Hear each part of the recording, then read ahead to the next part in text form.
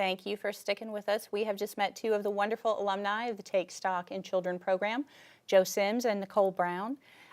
They are fantastic young people. We are so lucky that they were able to find this program that helped them get through college. And with us to talk about Take Stock is Sally Lee.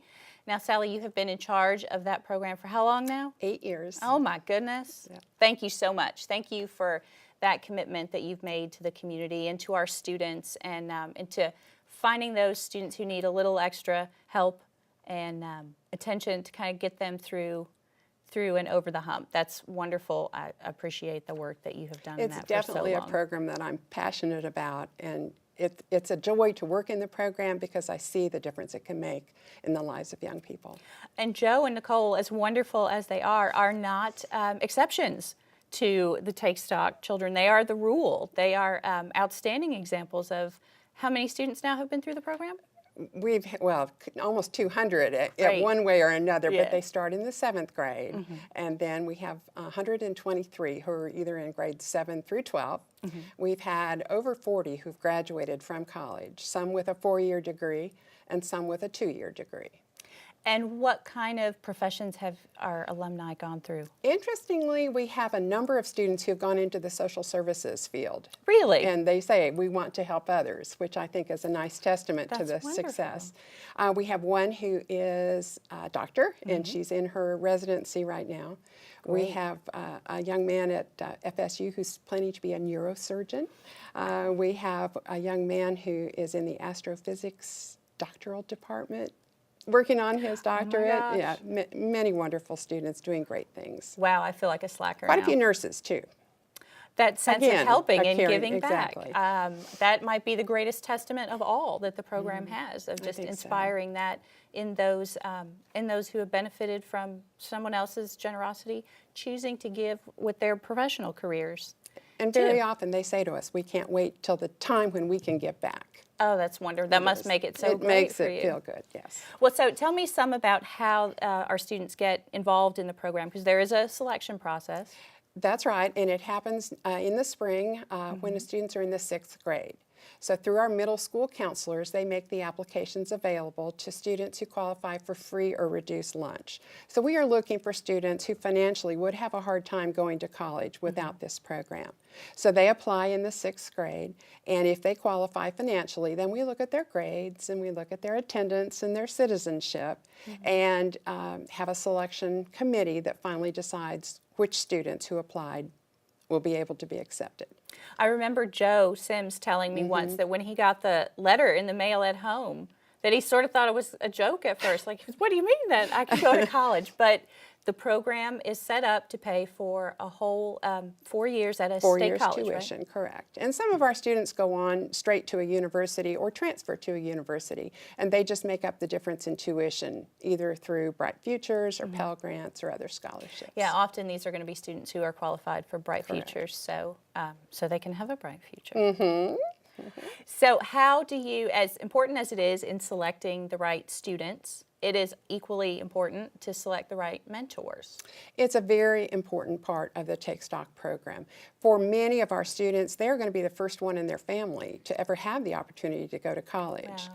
And so when we are able to place them with a community mentor who has had college experience and who has had a career, they're able to talk to them about things that maybe the family has not experienced. They become another adult who just really cares and wants to help point the student in the right direction. And what kind of training does the mentor have to go through? Because that, it's not something that comes naturally to everyone. That's right, and they meet with me for the initial training, and then the state Take Stock program provides a wonderful resource, we call it a mentor toolkit, and it has worksheets and suggested topics and interest worksheets, things that they can do with their student. You, sometimes if the match just, the match ever not work out? Is there not a loophole, but kind of a way to make sure everyone's on the same page? It's interesting. At the end of every year, we ask our students, did we make a good choice when we picked our mentor, and would you like that mentor back? And honestly, about 98% of the time, the student says it was perfect. And for the 2% who say, well, I'm not so sure, what they really say is, I wanted a mentor who would come more often. And my mentor is so busy, they can't come very often, and so I'd really rather have someone who could be there. And how often is a typical visit? It's once a week, Okay. somewhere between 30 and 60 minutes. So it's not a long time commitment, but it is important that it be a consistent, dependable, pretty much weekly meeting. Right, because you want these are people who the child needs to be able to rely on. Exactly. Which sometimes is not something they have all the time in their lives. That's true. And this is the other person in their life who cares. So we can offer the mentor flexibility. The time of day that the student has to meet pretty much is set. Is it during the school? It is during the school day. So they're usually missing an elective. Okay. Or they may do it around the lunch hour. But the time of day pretty much has to stay the same, but the day could change. And so that sometimes helps a mentor if they have flexibility in day. So we know what the students get out of participating. What kind of feedback do you get from the adults? They honestly tell me so often, I get more out of this than I could possibly be giving. Really? Because it feels good to help a young person. And they say they have become good friends with the student and they just enjoy kind of keeping up with what's going on with young people these days. Have you ever done it yourself? I have, and I have a student right now who's a freshman at Washington. Fantastic. Yeah. What is your student going to do with the rest of their lives? She is not sure. We're working on that. Well, that's okay. You don't have to have it all figured out by the time you're a freshman. If folks want more information about Take Stock and how they can get involved, either obviously by donating their time, or you all there are financial contributions that you can make to the program. Right, and maybe important to mention is that the program operating expenses are covered through legislative dollars, through mentoring funds. And so our salaries are covered that way. But we have to raise our own money locally for the scholarships. And every year, the number of students that we can pick is completely dependent upon how many scholarships we were able to purchase.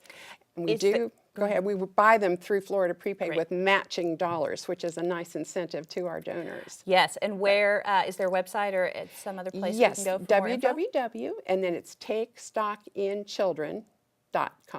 Well, thank you. .org, sorry, .org, it's okay. .org, yes. Well, of course, we will have that website linked to on our website, progress.promise.com, for folks who need to get some more information. Great. And Sally, thank you so much. It's my pleasure. For being on. I appreciate it. I appreciate all the work that you have done over the years. Thank you so much. Thank you.